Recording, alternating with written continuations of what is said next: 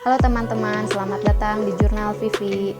Aku ucapkan selamat kepada teman-teman yang telah lolos ke tahap seleksi kompetensi bidang. Semangat terus ya. Teman-teman, mohon bantu untuk mendukung channel ini ya dengan cara subscribe, like, dan komen. Terima kasih. Halo teman-teman, selamat datang di Jurnal Vivi. Hari ini kita akan belajar tentang metodologi penelitian. Mungkin teman-teman di perkuliahan sudah pernah belajar tentang metode penelitian, dan di sini aku mau share tentang inti-inti dari metode penelitiannya saja. Aku ucapkan terima kasih kepada teman-teman yang sudah subscribe channelku, dan untuk yang belum subscribe, tolong di-subscribe ya, karena aku akan terus update materi-materi untuk persiapan SKB dosen CPNS, jadi stay tune terus di sini ya. Oke, kita mulai dari pertama tentang terjadinya penelitian. Jadi pada mulanya adalah rasa ingin tahu manusia, kemudian menimbulkan banyak pertanyaan-pertanyaan dan mencari jawaban-jawaban, hingga akhirnya kita mencari kebenaran atas jawaban-jawaban dan pertanyaan-pertanyaan yang terlintas di pikiran kita. Nah, bagaimana memperoleh kebenaran itu? Jadi ada dua cara, ilmiah dan non-ilmiah. Untuk cara ilmiah, ini adalah penelitian yang dilakukan secara sistematis dan terkontrol, misalnya penemuan obat-obatan, vaksin yang dilakukan berdasarkan eksperimen.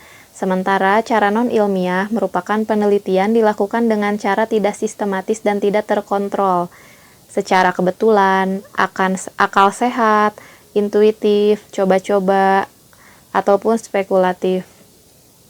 Nah, jadi teman-teman, arti dari penelitian ilmiah itu mengikuti ketentuan-ketentuan dalam ilmu yang menguraikan penjelasan berdasarkan pola berpikir ilmiah. Kemudian memuat proses kegiatan dalam rangka memperoleh penjelasan tentang sesuatu hal atau masalah yang dilaksanakan secara sistematis, logis, dan dapat dipertanggungjawabkan. Kemudian dapat dilakukan pengujian kebenarannya, terbuka untuk diuji dengan fakta. Adapun cara berpikir ilmiah yaitu menganalisis suatu masalah sebagai proses, menguji anggapan secara objektif, dan memungkinkan membuat pendugaan atau prediksi untuk waktu yang akan datang. Penelitian ilmiah. Cara berpikir penelitian ilmiah secara sistematis, kontrol itu dapat diuji kebenarannya, kemudian kemampuan menduga atau meramal, dan generalisasi atau umum. Lalu manfaat dari penelitian yaitu untuk memperoleh penjelasan berdasarkan keingintahuan tentang sesuatu hal. Adapun unsur-unsur penelitian ini ada 3. Yang pertama, preposisi adalah suatu pernyataan yang terdiri dari satu atau lebih dari suatu konsep, terdiri dari aksioma, postulasi, teorema, dan hipotesis. Kemudian yang kedua, konsep adalah suatu pernyataan yang menggambarkan hal-hal atau benda-benda yang sifatnya umum, konkret atau abstrak, sederhana atau rumit. Kemudian yang ketiga, asumsi, yaitu pernyataan yang berperan sebagai titik tolak untuk mempelajari sesuatu gejala atau variabel maupun hubungan di antara variabel. Adapun arti dari aksioma yaitu pernyataan yang sudah dianggap benar sehingga tidak perlu dilakukan uji kebenaran. Kemudian postulasi yaitu suatu pernyataan di mana kebenarannya telah dibuktikan secara empiris. Lalu teorema, yaitu suatu pernyataan yang dideduksi dari aksioma atau postulasi, dan hipotesis, yaitu suatu pernyataan yang dirumuskan dalam bentuk yang dapat diuji. Adapun diagram alur proses penelitian, diawali dengan perumusan masalah, kemudian perancangan penelitian, lalu pengumpulan data, dilanjutkan pengolahan data, lalu penyajian data, lalu analisis data, kemudian laporan penelitian, sampai akhirnya laporan penelitian ini dapat menjawab perumusan permasalahan. Secara garis besar, proses penelitian itu sebagai berikut. Misalnya ada masalah atau pertanyaan penelitian. Dilakukan 2 cara, yaitu telaah teoritis dan pengujian fakta. Dengan telaah teoritis, kita akan menghasilkan hipotesis, sementara dengan pengujian fakta kita akan menghasilkan hasil, yang kemudian hipotesis dan hasil ini dikombin sehingga menghasilkan kesimpulan, yang mana kesimpulan ini akan menjawab masalah atau pertanyaan penelitian di awal. Sekarang mengenai metode penelitian. Metode penelitian merupakan cara ilmiah untuk mendapatkan data dengan tujuan dan kegunaan tertentu. Cara ilmiah. Jadi ada caranya. Cara ilmiah itu berarti kegiatan penelitian itu didasarkan pada ciri-ciri keilmuan, yaitu rasional, empiris, dan sistematis. Yang pertama, rasional berarti kegiatan penelitian itu dilakukan dengan cara-cara yang masuk akal. Yang kedua, empiris, berarti cara-cara yang dilakukan itu dapat diamati oleh indera manusia. Yang ketiga, sistematis, artinya kegiatan penelitian itu dilakukan langkah-langkah tertentu yang bersifat logis. Selanjutnya, data yang diperoleh melalui penelitian itu adalah data empiris, yang teramati, yang memiliki kriteria tertentu yaitu valid, reliable, dan objektif. Valid artinya menunjukkan derajat ketepatan antara data yang sesungguhnya terjadi pada objek dengan data yang dikumpulkan oleh peneliti. Lalu reliabilitas berkenaan dengan derajat konsistensi atau keajegan data dalam interval tertentu. Dan yang terakhir, objektivitas berkenaan dengan interpersonal agreement, kesepakatan antar banyak orang. Adapun pola pikir dalam melakukan penelitian, yaitu ada pola pikir induktif, yaitu penarikan kesimpulan yang bertolak dari hal-hal yang bersifat khusus atau konkret, singular atau partikular, kepada pengertian yang bersifat umum atau universal. Contoh pola pikir induktif, tumbuhan akan mati, itu adalah pernyataan khusus. Kemudian hewan akan mati, itu juga pernyataan khusus.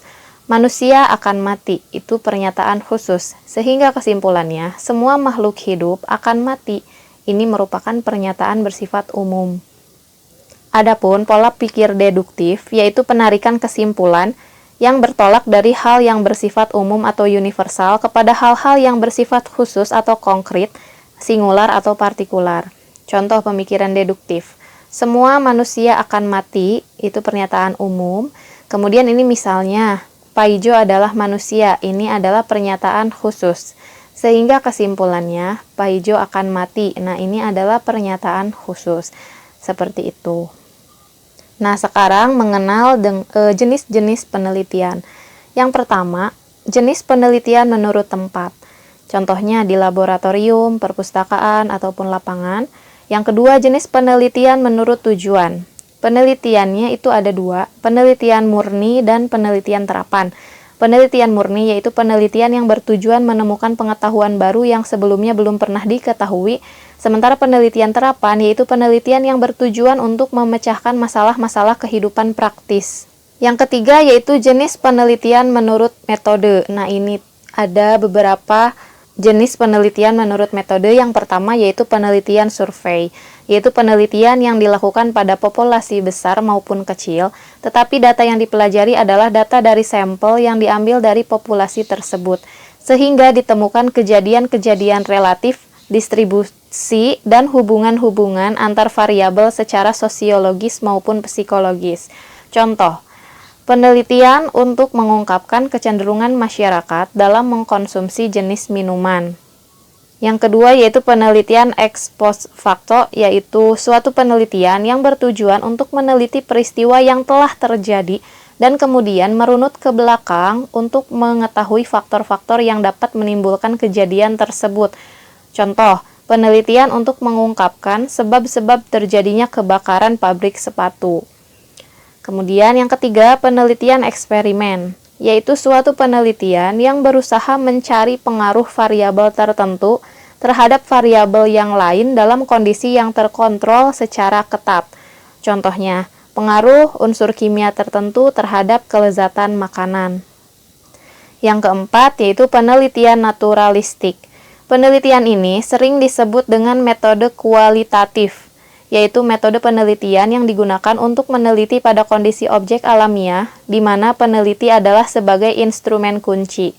Teknik pengumpulan datanya secara induktif, hasil penelitian lebih menekankan makna daripada generalisasi. Contoh, penelitian untuk mengungkap makna upacara ritual terhadap keberhasilan bisnis. Yang kelima yaitu penelitian kebijakan atau policy research, yaitu suatu proses penelitian yang dilakukan pada masalah-masalah sosial yang mendasar sehingga temuannya dapat direkomendasikan kepada pembuat keputusan untuk bertindak secara praktis dalam menyelesaikan masalah. Contohnya, penelitian untuk mendapatkan informasi guna menentukan sistem penggajian karyawan. Keenam, penelitian tindakan atau action research, yaitu penelitian yang bertujuan untuk mengembangkan metode kerja yang paling efisien, sehingga biaya produksi dapat ditekankan dan produktivitas lembaga dapat meningkat. Contoh, penelitian untuk memperbaiki prosedur dan metode kerja dalam pembuatan suatu jenis makanan yang diproduksi massal. Yang ketujuh, penelitian evaluasi. Dalam hal yang khusus, penelitian evaluasi dapat dinyatakan sebagai evaluasi, tetapi dalam hal lain juga dapat dinyatakan sebagai penelitian.